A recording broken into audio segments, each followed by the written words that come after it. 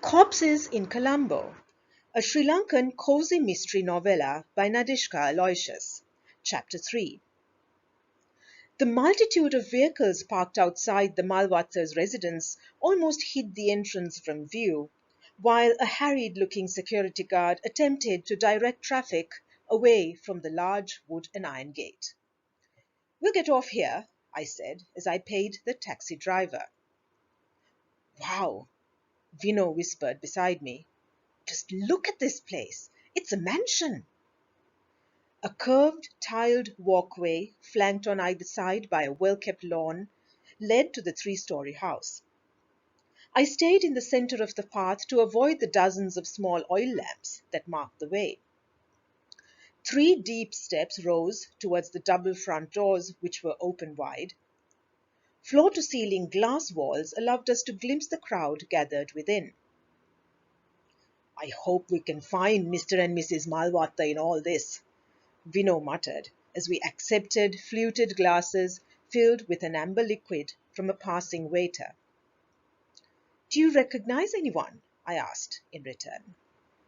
"We may be dressed for the occasion, but I'm already feeling awkward."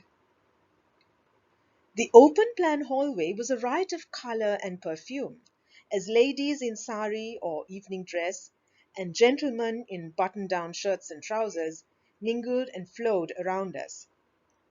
Strains of soft Christmas music and laughter emanated from further inside the house. "Let's follow the laughter and find a younger crowd," I suggested. We made our way slowly, admiring the furnishings and decor. Beautiful vases filled with red and white flowers, highlighted with dark green leaves, were placed in each room.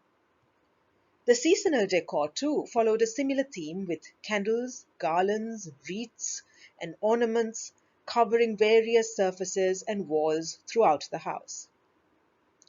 "Vinodhini, Kiyama, you made it!" Mrs. Malwatta appeared to our right. She was dressed in a silk batik sari of deep purple and silver. "Oh, good, you've already received a drink." She placed a hand lightly on my arm. "There are so many people here, I can't keep track. I just cross my fingers and hope the waiters reach everybody. Have you had anything to eat?" She didn't wait for a reply. "The waiters are carrying bites and canapes. You have the non-alcoholic beverage, but I know you both drink something stronger, so make sure to grab a glass of wine or something as it goes by. There's also a makeshift bar in the back garden." She paused to catch her breath. "Mrs. Malwatta," Vino jumped in. "Please, call me Tracy. No need for such formality. We're all friends here." Tracy. "Thank you for inviting us. You have a lovely house. And this party must have taken a lot of effort to organize." "Oh, yes," she said with a laugh. "But we've had this get-together for all our friends and Harold's work colleagues every year without fail for as long as I can remember. It runs like clockwork now. My daughter helps out whenever she's visiting, and my nephew chips in too." "Your daughter? Is she here this year?" I asked. "No, they're celebrating the holiday with her husband's family in Italy this time. But I must introduce you to my nephew, Eranga. He's here somewhere."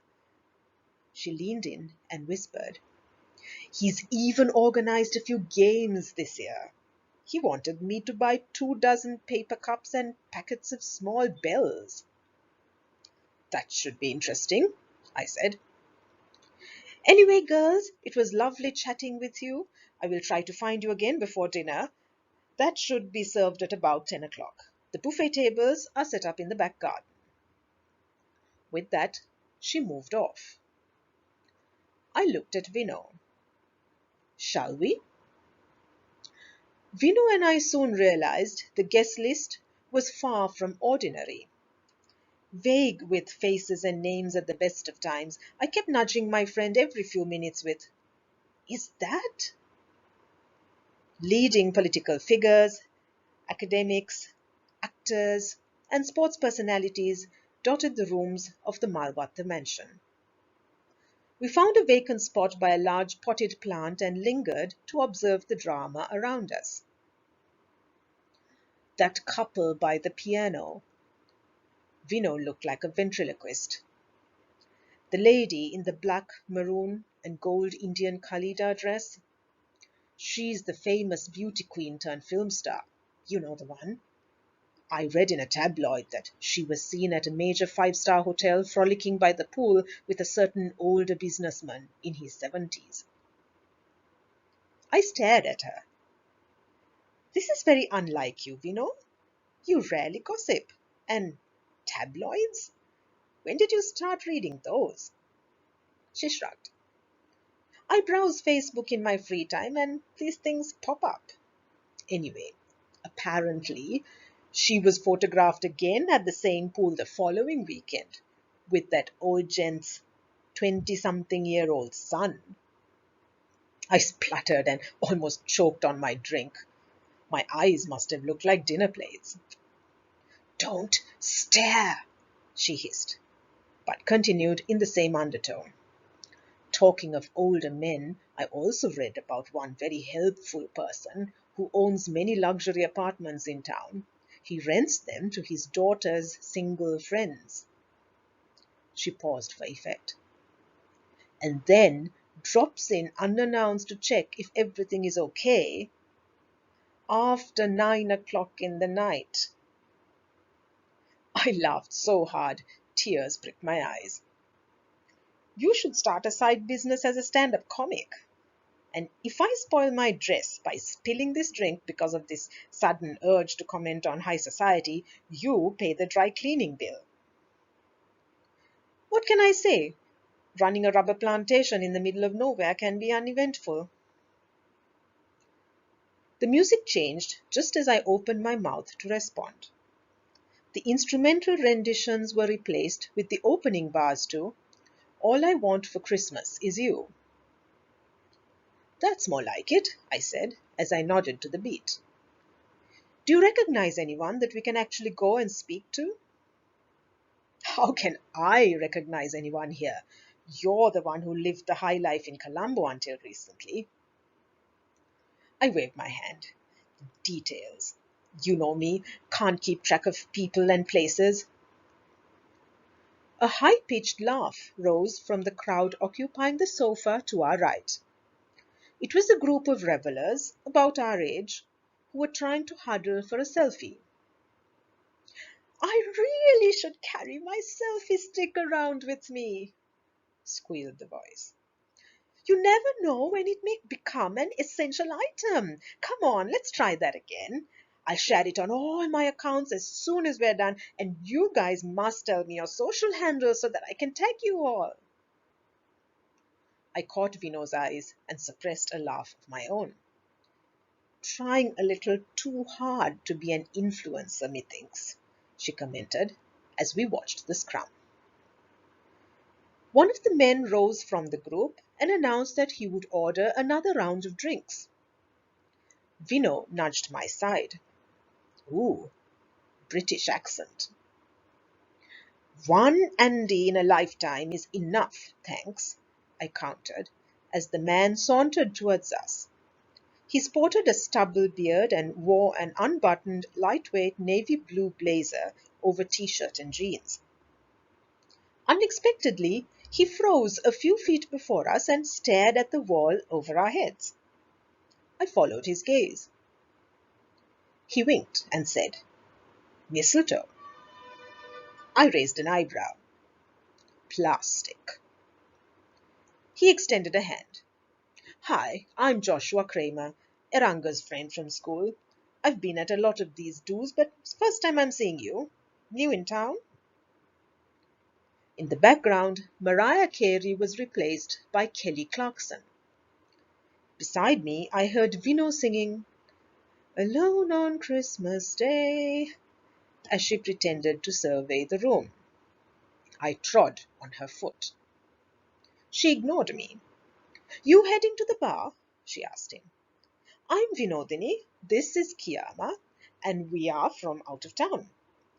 I wouldn't mind something stronger. She waved her now empty glass at a waiter who zoomed in to collect it. Joshua angled his head towards his friends. I'm asking someone to bring beer and rum and coke. I can add yours to that. Rum and coke sounds fine to me. What about you, Kai? Yeah, that's good for me too, thanks. Stay right here. I'll be back.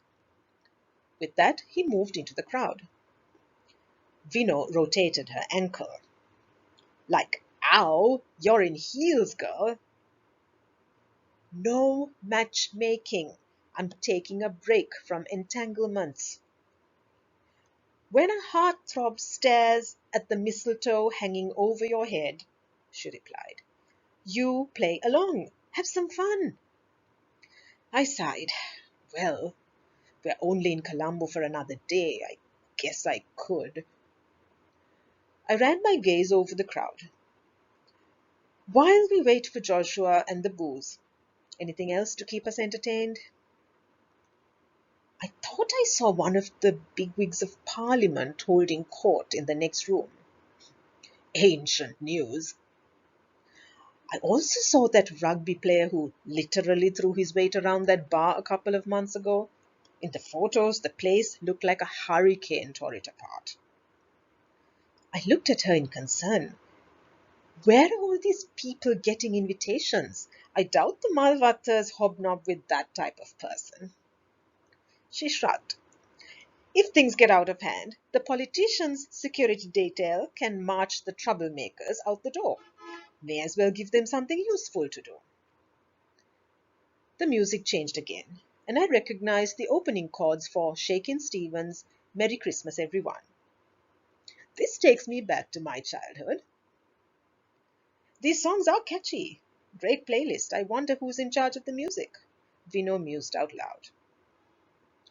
That would be Eranga. Joshua was back. Here, he said, handing us our glasses. Hope it's not too strong. Eranga was complaining that Auntie and Uncle just played their old CDs, so this year he hooked up his laptop to play off Spotify. He started bobbing to the beat. You're right. Does make you want to take to the dance floor. There's a dance floor? I asked. The back garden outside. The plan is to move the seating away and dance beneath the stars after dinner. He smiled at me and added, I hope you save one dance for me. I gave him a wry smile. He laughed as he gestured to a waiter carrying a laden tray to serve the drinks to his friends on the sofa. Too cheesy, but I had to ask. Eranga also organized some party games. He checked his watch. We're running late. He wanted to have some fun before dinner, and it's almost 10 o'clock. I need to find him. Ladies? He tilted his glass at us and disappeared into the crowd once again. He's cute and funny, Vino observed. You should take him up on that offer. My response was cut off by the sound of someone tapping a spoon on glass. It was Harold Malvatta standing by the entrance to the garden. Ladies and gentlemen, he started. Thank you so much for your presence here this evening. I know we're all busy catching up with friends, but some of you must be in need of something more filling than... He held up his glass to an appreciative titter of laughter. The buffet is open. No one moved for a few minutes, but then the older invitees rose to serve themselves. Hungry? Vino asked. Rather. I've gotten used to eating at 7.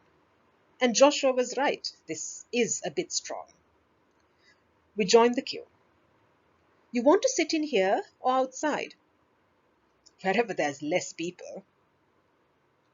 We shuffled forward with the line for a while until a loud banging noise interrupted all conversation around us.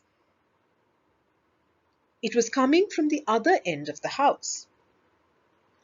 One raised voice stood out as Joshua called out, Eranga, you in there? Do we have a spare key to this room? Slowly, the laughter and chatter died down as people realized something was wrong. A few curious onlookers headed towards the front. I caught a glimpse of purple as Tracy hurried up the staircase leading to the top floors. Those around us were whispering. What's going on? Has someone locked themselves in? There's a bathroom in that area. Nervous giggles filled the awkward silence. Tracy's voice cut across the room as she leaned over the banisters and tossed something down. Here, catch! There was a long pause. The strains of Don't They Know It's Christmas Time at All filled the house. And then, Is there a doctor here? We need an ambulance. Someone call 1990.